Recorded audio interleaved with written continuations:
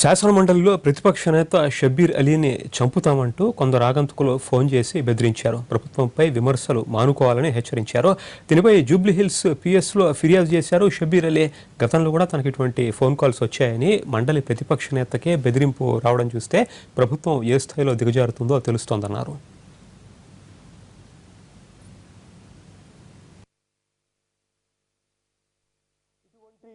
నియంత్రిత ధోరణి, అప్రజాస్వామ్య ధోరణి ఎవరినో ఎప్పుడు ఎన్నడూ చూడలేదు.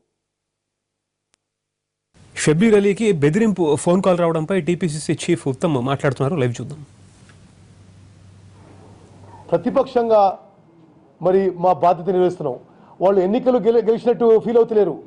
ఏదో యుద్ధంలో ఎవరి మీద గెలిచినట్టు, ఓడించిన వాళ్ళని ఫినిష్ చేయాలనో, సంపేయాలనో, ఖతం చేయాలనే విధంగా ఈ అధికార పార్టీ ప్రవర్తిస్తున్న తీరు మేము ఖండిస్తున్నాం. మేము కూడా అన్ని స్థాయిలో అన్ని విధాలుగా ప్రజాస్వామ్య పద్ధతిగా ఏ పోరాటం సిద్ధం. వీళ్ళు ఏదో ఈ పిచ్చి పిచ్చి చేష్టలు చేస్తే ఎవరో భయపడతారని వాళ్ళు అనుకోకూడదు. మేము కూడా అన్ని విధాలుగా గవర్నమెంట్ ఆఫ్ ఇండియా నుంచి, సుప్రీంకోర్టు నుంచి ప్రజాస్వామ్యాలుగా అన్ని విధాలుగా ఈ విషయం, ఈ అణిచివేత ధోరణ, ఈ అప్రజాస్వామ్య ధోరణ, ఈ నియంత్రణ ధోరణ మీద ఫైట్ చేస్తామని చెప్పి మీ ద్వారా తెలంగాణ ప్రజలకు మనం చేస్తున్నాం. తెలంగాణ ప్రజలు కూడా ఈ జరుగుతున్న విషయాన్ని మరి జాగ్రత్తగా గమనించాలని చెప్పి, వీళ్ళకి బుద్ధి చెప్పాలని చెప్పి మేము మనం చేస్తాం.